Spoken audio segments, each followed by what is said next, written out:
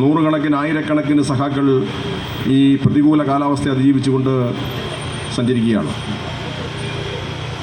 ഈ ജാഥയിൽ പങ്കെടുത്ത് സഞ്ചരിക്കുന്ന ഒരു സഖാവ് പോലും തൻ്റെ എന്തെങ്കിലും വ്യക്തിപരമായ ആവശ്യം നേടുന്നതിന് വേണ്ടിയല്ല ഈ ജാഥയിലൂടെ തൻ്റെ സമയവും തൻ്റെ പ്രവർത്തനങ്ങളും മാറ്റിവെക്കുന്നത്. കേന്ദ്ര BJP ഗവൺമെൻറ് ഈ നാട്ടിലെ ജനങ്ങൾക്ക് തരേണ്ടിയിരിക്കുന്ന അർഹമായതും ന്യായമായതുമായ വിഹിതം തരാതിരിക്കുന്നതിനെതിരായുള്ള പ്രതിഷേധത്തിലാണ് പ്രവർത്തിക്കുന്നത്. ഈ പ്രതികൂല കാലാവസ്ഥയും അതിനെതിരായുള്ള പ്രതിഷേധമാണ് ഈ ജാഥയിലെ പങ്കാളിത്തം കൊണ്ട് ഉണ്ടാകുന്നത്. ഞങ്ങൾ സഞ്ചരിക്കുന്ന വഴികളിലെ ജനങ്ങൾ ഞങ്ങൾക്ക് എത്തുന്ന സ്വീകരണത്തിൻ്റെ ഏറ്റവും പ്രധാനപ്പെട്ട അടിസ്ഥാനം ജനങ്ങളുടെ പ്രതിഷേധത്തിൻ്റെ ഏറ്റവും പ്രധാനപ്പെട്ട ഉദാഹരണങ്ങളാണ്. ഞങ്ങൾ ഈ ജാഥയിലൂടെ കേന്ദ്ര സർക്കാരിനോട് ആവശ്യപ്പെടുന്നത് ഈ നാട്ടിലെ 5 ലക്ഷം ആളുകൾക്ക് ലൈഫ് പദ്ധതിയിൽ വീട് വെച്ച ആളുകളുടെ ബാക്കിയുള്ള മനുഷ്യൻ്റെ വീട് വെച്ച് കൊടുക്കാൻ ഞങ്ങൾക്ക് അർഹതപ്പെട്ട സമ്പത്ത് നിങ്ങൾ തന്നേ പറ്റൂ. അതാണ് ഞങ്ങൾ ആവശ്യപ്പെടുന്ന ഒരു കാര്യം. ഈ നാട്ടിൽ 62 ലക്ഷം വരുന്ന പാവപ്പെട്ട മനുഷ്യർക്ക് ഈ ഗവൺമെൻറ്, ഇടതുപക്ഷ ജനാധിപത്യ ഗവൺമെൻറ് പെൻഷൻ കൊടുക്കുന്നുണ്ട്. ജീവിതത്തിൻ്റെ രണ്ടറ്റവും കൂട്ടിമുട്ടിക്കാൻ പാടുപെടുന്ന ഈ മനുഷ്യരുടെ പെൻഷൻ ഞങ്ങൾക്ക് മുടക്കാൻ കഴിയില്ല. നിങ്ങൾ ഞങ്ങളുടെ കയ്യിൽ നിന്ന് വാങ്ങിക്കൊണ്ടു പോകുന്ന വിഹിതം, ഞങ്ങളുടെ അർഹമായ വിഹിതം ഞങ്ങൾക്ക് തിരിച്ചു തന്നേ പറ്റൂ.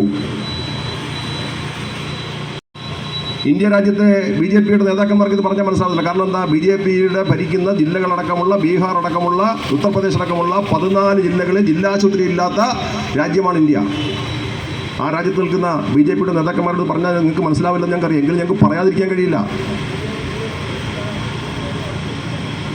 ഏറ്റവും സുസജ്ജമായ ആരോഗ്യ സംവിധാനമുള്ള നാടാണ് കേരളം. ഞങ്ങൾക്ക് ഈ ജനങ്ങൾക്ക് വേണ്ടി, ഞങ്ങളുടെ നാട്ടിലെ 3.25 കോടി ജനങ്ങൾക്ക് വേണ്ടിയുള്ള ഈ ആരോഗ്യ സംവിധാനത്തിൽ നിലനിർത്തിക്കൊണ്ട് പോയേ പറ്റുള്ളൂ.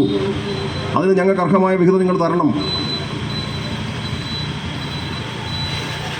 ഏറ്റവും പ്രധാനപ്പെട്ട വിദ്യാഭ്യാസ മേഖലയിൽ 57-ലെ EMS നേതൃത്വത്തിലുള്ള ഗവൺമെൻറ് തുടങ്ങി വെച്ച സാർവത്രികവും സൗജന്യമായ വിദ്യാഭ്യാസത്തിൻ്റെ ഭാഗമായി, കേരളത്തിലെ വിദ്യാഭ്യാസ ബില്ലിൻ്റെ ഭാഗമായി കേരളത്തിൽ തുടങ്ങി വെച്ച വിദ്യാഭ്യാസ പ്രവർത്തനം ഗ്രാമാന്തരങ്ങളിൽ ഒരു കുഞ്ഞു പോലും പള്ളിക്കൂടത്തിൽ പോകാത്ത, ഡ്രോപ്പ് ഔട്ട് ഇല്ലാത്ത, കുട്ടികൾ പഠിക്കാൻ അവസരം ഉണ്ടാക്കുന്ന എല്ലാ കുട്ടികളെയും കൊണ്ട് പള്ളിക്കൂടത്തിൽ പഠിപ്പിക്കുന്ന നാടാണ് കേരളം. നിങ്ങൾ മൊണോലിസയെ വാഴ്ത്തി പാടുന്നല്ലോ. ഇപ്പം മധ്യപ്രദേശിൽ നിന്നാണല്ലോ മൊണോലിസ കുംഭമേളയ്ക്ക് വന്നത്.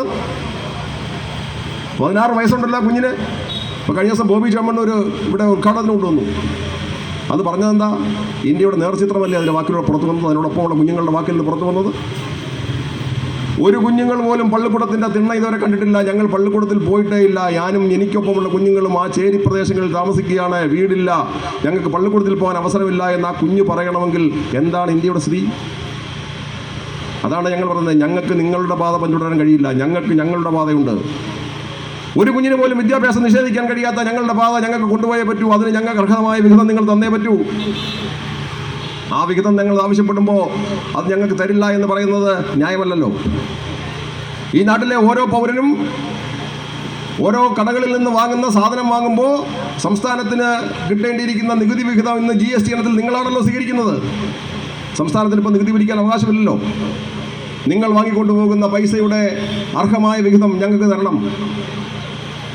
കേരളത്തിൻ്റെ ആരോഗ്യ മേഖലയെ സംരക്ഷിച്ചു കൊണ്ടുപോകുന്നതിന്, കേരളത്തിൻ്റെ ആരോഗ്യ മേഖലയുടെ ഏറ്റവും പ്രധാനപ്പെട്ട നട്ടെല്ലാകുന്ന മാറാൻ സാധ്യതയുള്ള കേരളത്തിലുള്ള എയിംസ് കേരളത്തിന് എത്രയോ കാലത്തെ ആവശ്യമാണ്. സംസ്ഥാന ഗവൺമെൻറ് തന്നെ നിങ്ങളോട് പറഞ്ഞില്ലേ, ഞങ്ങൾ സ്ഥലം ഏറ്റെടുത്ത് തരാൻ റെഡിയാണ്, സ്ഥലമുണ്ട്, നിങ്ങൾ എയിംസ് അനുവദിക്കണം. തന്നോ നിങ്ങൾ എയിംസ്? ലോകത്തിൻ്റെ മുന്നിൽ ഇന്ത്യ രാജ്യത്തിൻ്റെ വാണിജ്യ വ്യാപാര മേഖലകൾക്ക് കരുത്തേകാൻ വേണ്ടിയുള്ളതല്ലേ വിഴിഞ്ഞം തുറമുഖ പദ്ധതി? വിഴിഞ്ഞം തുറമുഖ പദ്ധതി യാഥാർത്ഥ്യമായി കഴിഞ്ഞപ്പോൾ ലോകത്തിലാകെയുള്ള ചരക്ക് നീക്കത്തിൻ്റെ കേന്ദ്രമായി ഇന്ത്യ മാറാൻ പോവുകയാണ്. അതുവഴി വിഴിഞ്ഞവും കേരളവും മാറാൻ പോവുകയാണ്.